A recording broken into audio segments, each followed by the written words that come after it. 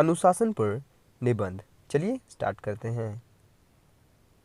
अनुशासन किसी के व्यक्तित्व का आधार होता है। अगर आधार सही नहीं है तो व्यक्तित्व मजबूत नहीं हो सकता। अनुशासित होने का अर्थ है अपने शरीर और मस्तिष्क पर नियंत्रण रखना। यह हमें अपने समाज के नियमों का पालन करने योग्य बनाता है। हम लोगों को बचपन से ही अनुशासन का पाठ पढ़ाया जाता है। बैठना, खड़ा होना, बात करना, खाना खाना, व्यवहार करना आदि के तरीके अनुशासन के प्रारंभिक पाठ हैं। हमारे बुजुर्ग हमें ये पाठ पढ़ाते हैं। हम कभी कभी परेशान हो जाते हैं, परंतु हमें समझना चाहिए कि यह हमारी भलाई के लिए ही है। अनुशासन ब्रह्मांड में सभी जगह देखा जा सकता है।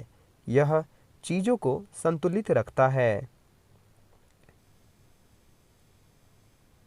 एक अनुशासित व्यक्ति अपने समाज के सभी नियमों का पालन करता है। वह दूसरों को सम्मान देता है और दूसरों से सम्मानित होता है। उसे अपने व्यवहार पर पूर्ण नियंत्रण रहता है। वह कभी कानून का उल्लंघन नहीं करता। वह कभी किसी को दुख नहीं देता। वह एक सच्चा देशभक्त होता है। वह स्वयं को भ्रष्टाचार व धोखेबाजी से दूर रखता है। छात्र जीवन में अनुशासन का बड़ा महत्व होता है। छात्र को सुबह जल्दी जग जाना चाहिए।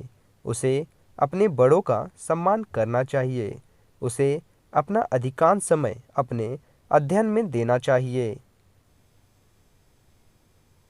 उसे झूठ नहीं बोलना चाहिए। उसे कभी भी धोखा नहीं देना चाहिए। उसे कभी किसी के प्रति अशिष्ट नहीं होना चाहिए।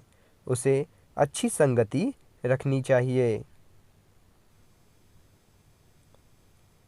छात्र देश के भविष्य होते हैं, इसलिए उन्हें उचित रूप अनुशासित होना चाहिए। संसार के प्रत्येक महान व्यक्ति का जीवन अनुशासित रहा है।